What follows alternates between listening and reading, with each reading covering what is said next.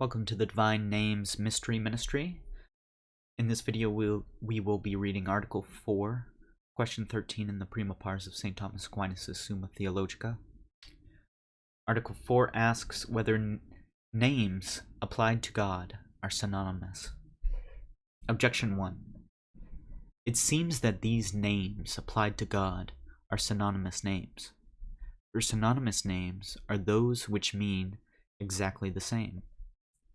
But these names applied to God mean entirely the same thing in God, for the goodness of God is his essence, and likewise it is his wisdom.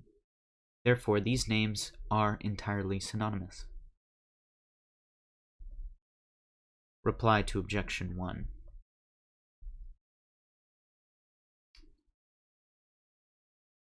Okay, so he replies to Objection 1 in his final answer. Objection 2. Further, if it be said these names signify one and the same thing in reality, but differ in idea, it can be objected that an idea to which no reality corresponds is a vain notion. Therefore, if these ideas are many, and the thing is one, it seems also that these ideas are vain notions. Thomas's reply to Objection 2. The many aspects of these names are not empty and vain, for there corresponds to all of them one simple reality represented by them in a manifold and imperfect manner. Objection 3. Further, a thing which is one in reality and in idea is more one than what is one in reality and many in idea. But God is supremely one. Therefore, it seems that he is not one in reality and many in idea, and thus the names applied to God do not signify different ideas, and thus they are synonymous. Reply to Objection 3. The perfect unity of God requires that what are manifold and divided in others should exist in him simply and unitedly. Thus it comes about that he is one in reality and yet multiple in idea, because our intellect apprehends him in a manifold manner, as things represent him. On the contrary, all synonyms united with each other are redundant, as when we say vesture clothing.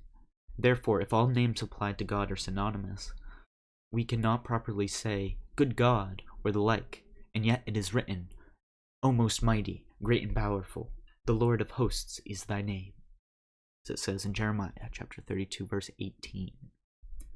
Finally, Thomas answers that these names spoken of God are not synonymous. This would be easy to understand if we said that these names are used to remove or to express the relation of cause to creatures, for thus it would follow that there are different ideas as regards the diverse things denied of God, or as regards diverse effects connoted.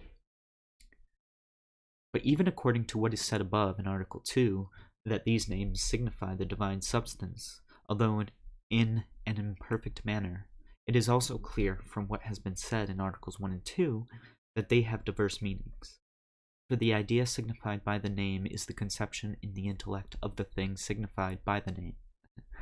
But our intellect, since it knows God from creatures, in order to understand God, forms conceptions proportional to the perfections flowing from God to creatures, which perfections pre-exist in God unitedly and simply, whereas in creatures they are received and divided and multiplied. As therefore to the different perfections of creatures there corresponds one simple principle represented by different perfections of creatures in a various and manifold manner, so also to the various and multiplied conceptions of our intellect there corresponds one altogether simple principle, according to these conceptions imperfectly understood.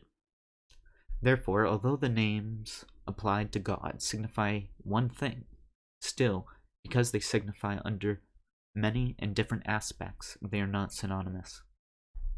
Thus appears the solution of the first objection, since synonymous terms signify one thing under one aspect. For words which signify different aspects of one thing do not signify primarily and absolutely one thing, because the term only signifies the thing through the medium of the intellectual conception, as was said above. So that is Article 4, Article 4 of Question 13, in the prima pars of St. Thomas Aquinas' Summa Theologica.